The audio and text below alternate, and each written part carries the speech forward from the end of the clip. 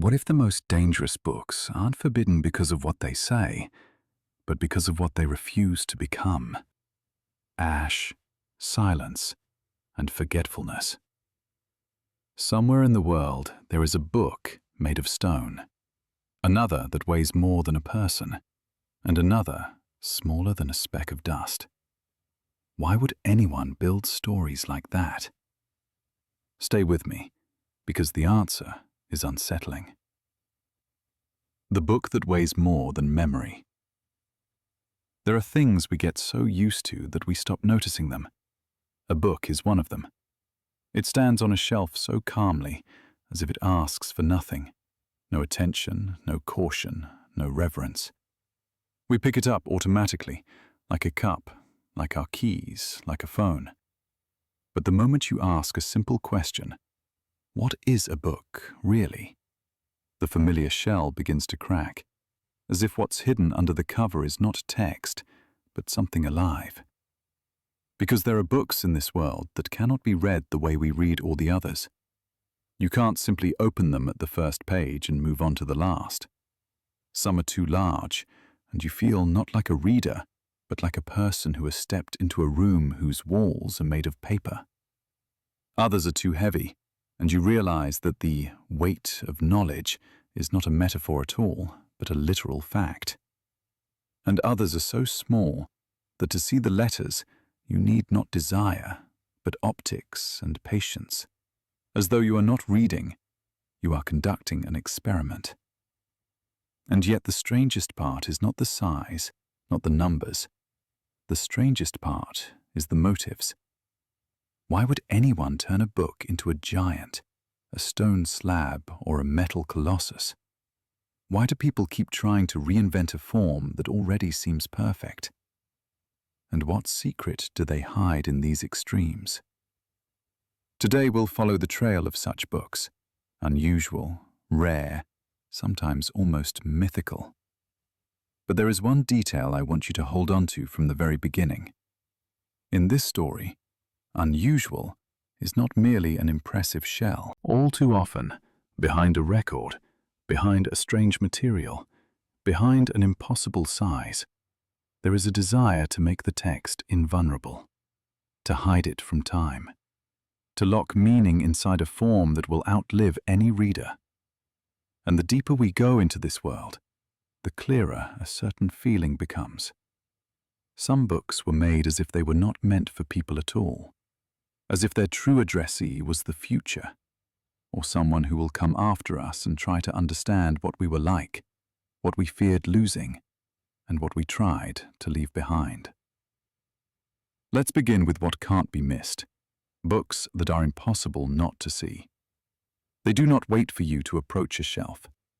They become the shelf, the wall, the object you cannot pass without turning your head. These are giant books, books that create space around themselves, almost like architecture. And when you first hear their measurements, you don't believe them, because the mind refuses to accept a book on that scale. A book should fit in your hands. It should be personal. Here, it is the opposite. You become small beside something that is meant to be large. In the United States, in 1976, a book was published that people called the Superbook. The name itself sounds like a legend, like a headline from an old newspaper, too blunt to be true. But the numbers make it almost physical. More than 2 meters wide and more than 3 meters long, around 300 pages, and a weight exceeding 259 kilograms. Imagine it. A page is no longer a sheet, but a surface. A binding is no longer a cover, but a structure. Turning a page is no longer a gesture. It is an effort, perhaps requiring more than one person. And at a certain point, you realize the book stops being an object made for reading. It becomes proof. A demonstration of printing, materials, engineering, and perhaps human pride. People can make big things, so they do. But the larger the object, the less it resembles a tool, and the more it becomes a sign. like a monument, like a symbol of its era. But symbols rarely remain alone.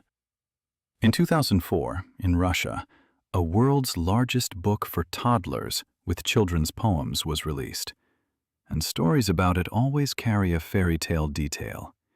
It is said to be roughly twice the size of the American record holder. Its dimensions are spoken of as if it were not a book, but a room, roughly 6 meters long and 3 meters wide, weighing nearly 500 kilograms. Poems for children, usually read softly before sleep, turn into a text that occupies space like stage scenery. And the contrast is unsettling. Gentle content, monumental form. Here, the first shadow of our theme appears, because a giant book is not only a record, not only a spectacle, not only pride. It is a way of making a text unmovable, uncarryable, impossible to hide, in the most literal sense. Try stealing such a book. Try concealing it. Try destroying it quietly. A large book almost always becomes public, and in that publicity lies its protection. It seems to say, I am here. I am too large to vanish without a trace. But if size is protection in space, what becomes protection in time? What do you do when the enemy of a book is not a thief, but centuries, not an accident, but inevitability? Paper smolders, ink fades, bindings crumble. And then people begin to search for a material that will not yield to time. And when they find it, the book stops being a book in the usual sense. That is how we approach the second group, heavy books, where the word page turns into stone and reading becomes a root. There, records no longer feel like a game. There is another intention in the air, almost ritual. In the next part, we will continue and reach a book you cannot lift if you are alone. A book whose leaves are marble, whose binding is the earth itself. And among those stone pages, a question appears, one that is hard to dismiss. Perhaps some books were made not so they could be read, but so they could not be destroyed. Pages of stone that fire can't take. Fire has one peculiar trait. It doesn't argue. It doesn't negotiate. It doesn't explain. It doesn't bargain. It simply does what it does, turning paper into ash and ink into smoke. That is why so many ancient texts that never reached us disappeared not by some accident of history, but in the most ordinary way. They were burned. They soaked through. They rotted. They crumbled. Human memory has always been fragile, and far too often it could be erased with a single torch, a single spark, a single order. Now imagine a person, not necessarily a ruler or a scholar, sometimes a monk, scribe, or a librarian is enough, who voices a simple thought for the first time. If paper is vulnerable, then we should write not on paper. We should lock the text into something fire cannot take, into something heavy to move, hard to hide, nearly impossible to destroy without leaving a trace. This is how a book slowly begins to turn into a fortress. Some stories sound like legends simply because the mind struggles to place two words side by side: book and stone. And yet such a book exists, and beside it, ordinary libraries feel like temporary camps built on sand.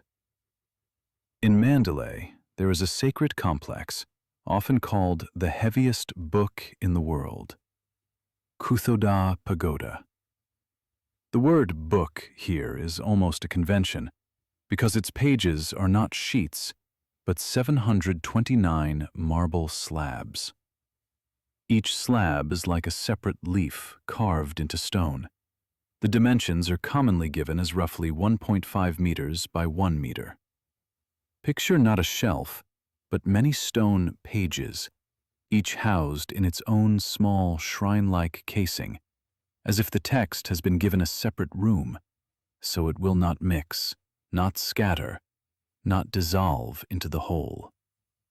And when people say, to read this book, they rarely mean reading in the usual sense. They mean a journey, a route from one stone leaf to another, reading with your feet, reading as pilgrimage. The text is spread through space as if its creators wanted to sever, once and for all, the link between knowledge and convenience. You cannot flip ahead. You cannot rush. You cannot carry it away. You must adjust yourself to the book, not the book to you. Old libraries have a phrase whispered almost superstitiously. What can be carried can be lost. A stone book overturns that. You cannot carry it, which means you cannot misplace it. And in that lies the cold logic of permanence. Stone is chosen not for beauty, but for endurance. But stone is only the beginning. There are also reports of another find, a stone book discovered in Abkhazia. 20 illustrated pages that depict biblical scenes, not written, but carved. In many retellings, there is a characteristic detail. It is called one of a kind, and people often add that, in person, it leaves a strange impression, as though you are looking not at an object, but at proof that someone cared about preserving the very form of a book, not merely the images. Because you can carve anything into stone, but carving a book means saving not only content, but the idea of reading as a sacred act. Such things sometimes gather a half-shadow of archives and caution, not necessarily because they hide a prohibition, but because rarity attracts rumors. Rarity is a magnet for legends. Around it grow stories of secret vaults, closed collections, and how the real pages aren't shown to everyone. Even if this is only our habit of wrapping valuables in mystery, the effect remains. You begin to see stone books as something more than museum pieces, as attempts to lock faith and memory into a material that does not burn. There is, however, another way to make a book almost indestructible, not by hiding it in stone, but by making it a weight that intimidates. Sometimes people choose not eternity, but a display of force. A heavy book you cannot easily lift, turn, or move. There is a psychology to it. The harder it is to affect an object, the stronger the feeling that it is real, that it will outlast you. In New Zealand, a heavy volume devoted to the history of rugby was published, weighing around 50 kilograms. Not stone, not metal, but already enough for a book to stop being an everyday thing. You cannot pick it up casually. You cannot read it on the move. It seems to demand a place and time, like any serious ritual. And the more examples you see, the clearer it becomes. Extreme forms change the relationship between a person and a text. The text begins to set the rules. Yet this is only one side of unusual books, the attempt to make them invulnerable. There is another side, almost the opposite. To make a book so small it vanishes before your eyes, turning into a secret that fits inside a dot. And it is there, in the world of microbooks, that the feeling of a true hidden library appears. A large book is protected by publicity, a stone book by its material, a tiny book by invisibility. It can be hidden in a ring, a case, a box, a pocket. It can exist next to you, and you would never know. In the next part, we will descend into that world, where a book is smaller than a grain of sand, where reading begins with a lens, and where the greatest enemy of the text is not fire, but a careless breath. And there it becomes clear. Sometimes, a book is made tiny not for a record, but so that secrecy becomes its nature. A library you can hide in a speck of dust. If stone is chosen by those who fear fire and time, microbooks are made by people with an entirely different philosophy, almost the opposite. There is no desire to become a monument here, no intention to occupy space or announce yourself with size or weight. Instead, a microbook seems to whisper. It doesn't shout its existence. It asks to be discovered, not noticed. And that is why tiny books so easily evoke the feeling of a hidden archive, one where knowledge is not displayed, but concealed, the way we conceal letters, diaries, and names. Old stories about closed collections often share a single motif. The most valuable things are not kept in plain sight. They are not placed on the central shelf, not put under bright light, not handed to the first curious passerby. They exist as hints, as rumors, as an unmarked case. Microbooks fit that logic perfectly. They feel made to be hidden, to survive a search, to endure a move, to cross borders not in a suitcase, but in a pocket. Some editions are said to be no larger than 1 square millimeter. The number sounds almost mocking. The human eye is trained to call a book something you can see and hold. Here, a book becomes an artifact, a proof that text can be compressed to an extreme without disappearing. One famous example is a micro edition of a children's tale about Old King Cole, released in 1985 in a limited run and quickly absorbed into private collections. Even that phrase, quickly absorbed, feels symbolic. Large books stay in museums, while tiny ones migrate into private hands, dissolve, vanish from the public view, as if they truly want to become secrets. But pause for a moment and consider the physics of this marvel. To create a microbook, it is not enough to reduce a font. The letter must remain a letter, not a blot. Lines cannot merge. The material must endure microscopic printing. And most importantly, you must accept a strange truth. Reading such a book is unnatural. You don't open a page. You bring a lens to it. You don't follow a line with your eyes. You examine a surface, like an archaeologist examining an inscription on a recovered tablet. That is where a subtle psychological shift occurs. A book that is hard to read begins to feel different. An ordinary book offers comfort. Sit down, read, immerse yourself. A microbook offers a trial. Prove you truly want to see the meaning. Reading becomes a ritual, almost an initiation. Not every reader is willing to spend time on lenses and light, on focus and patience.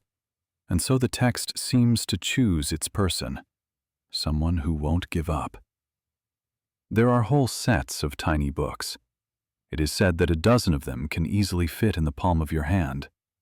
And if you treat that not as a record but as an image, it becomes slightly unsettling. The palm symbolizes control, ownership.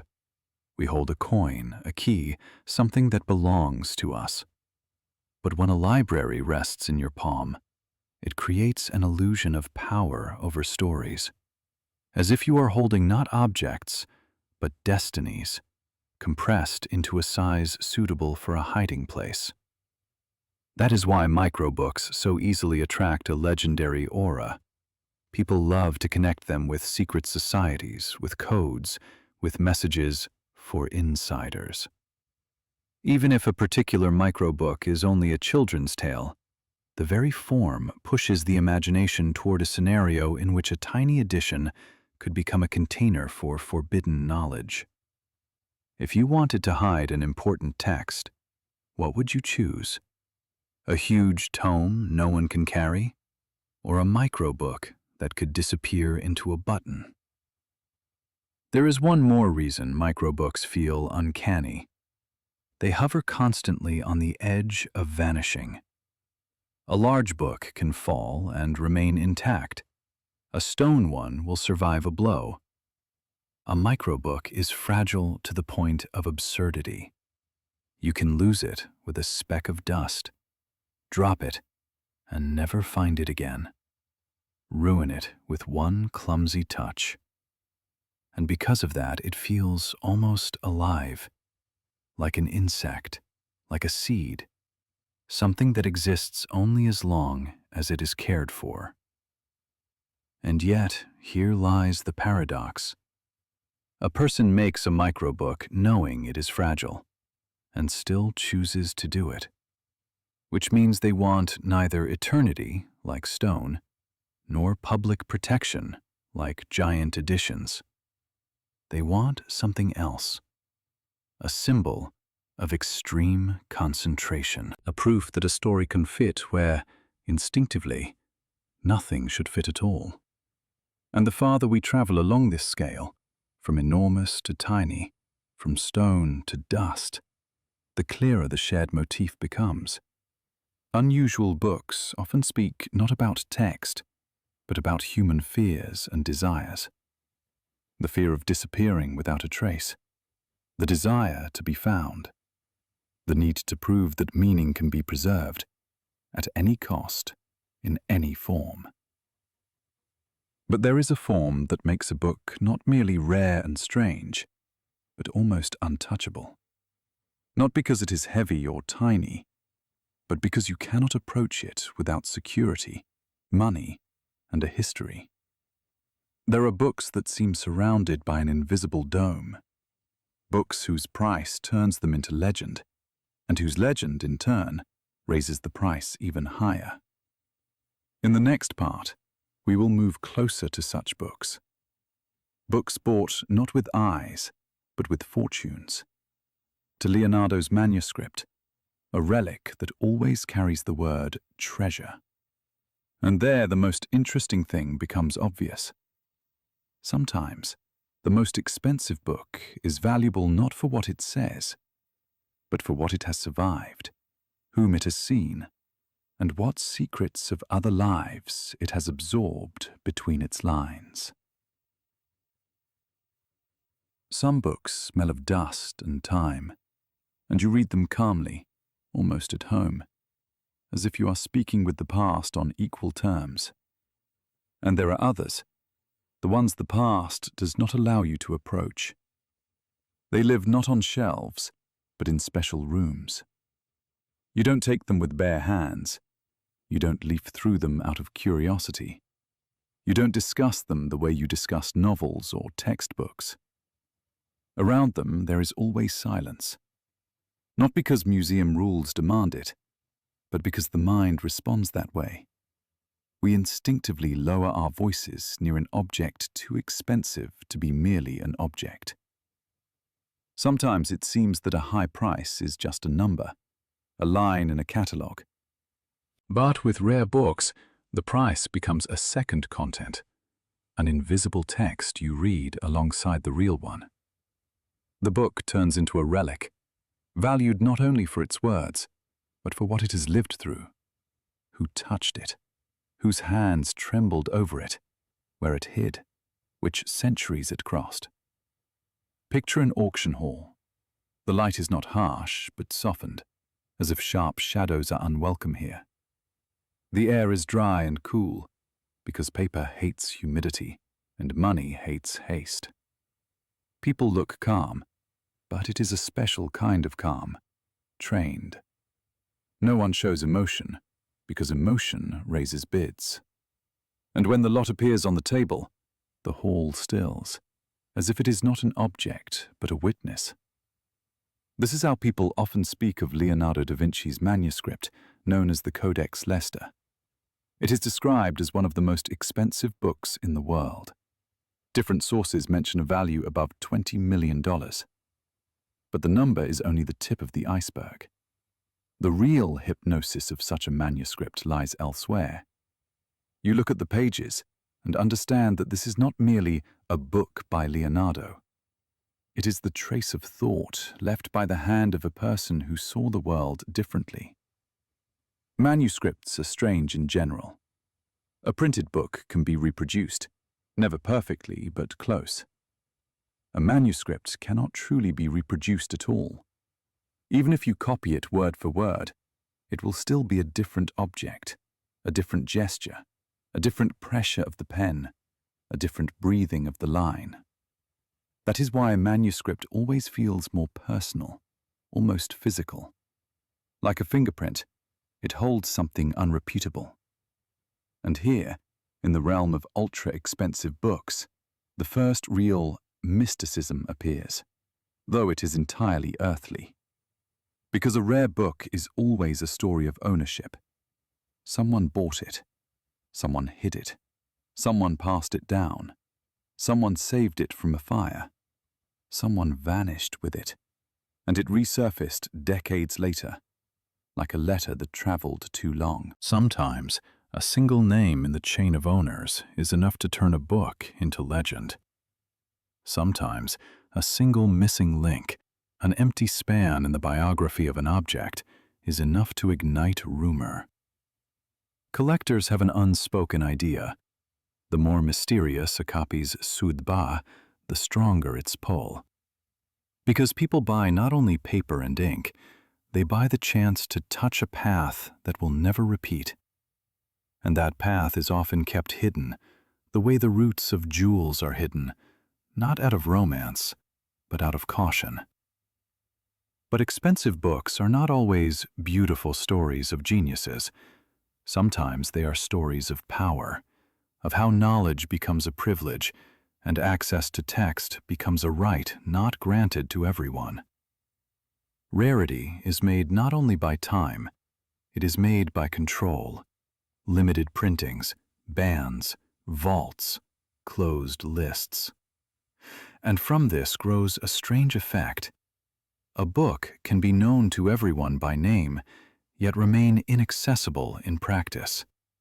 It exists, but as if behind the glass of reality.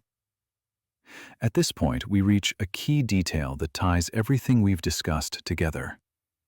Stone books tried to protect text from fire and decay.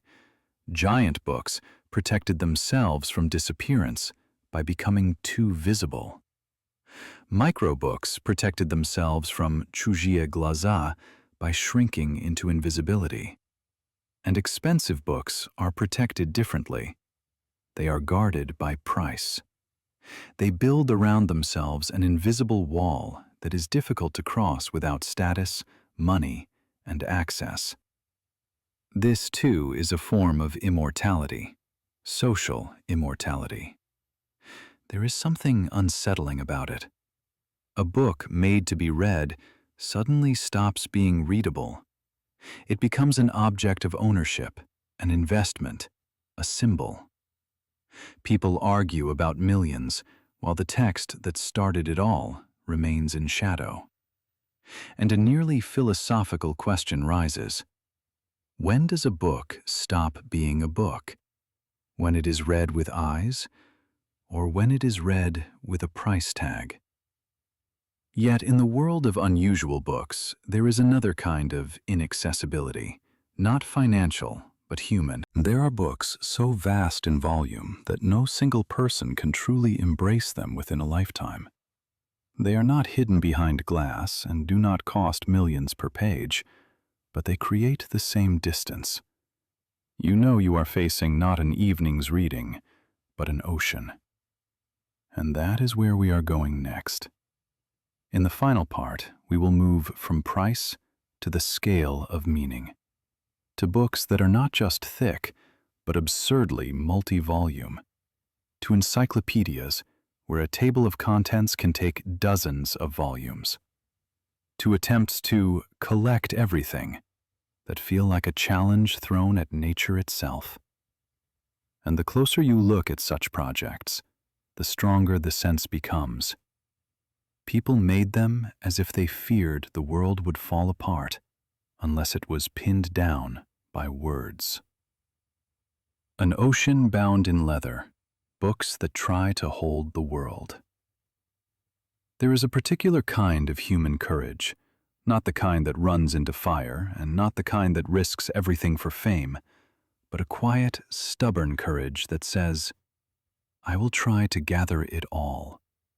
Not a fragment, not a single story, not one discipline, everything. As if reality could be arranged into chapters, as if chaos could be turned into a table of contents, as if writing were enough to preserve. These books are not always visually shocking like giant tomes, and they are not always wrapped in the ownership mystique of manuscripts behind glass. Their strangeness is of a different kind. They frighten you with the scale of the idea.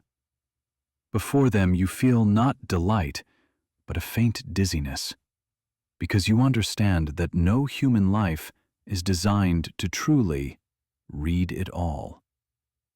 And yet these books exist as proof that someone tried. In conversations about book wonders, people often mention the Great Chinese Encyclopedia of 1407, a monumental work that, according to widely circulated accounts, consisted of 11,095 volumes. Even if you have never held a single one, the number alone sounds like myth. Not a book, but an entire civilization packaged into bindings. It is said that around 60 volumes were devoted to the table of contents alone.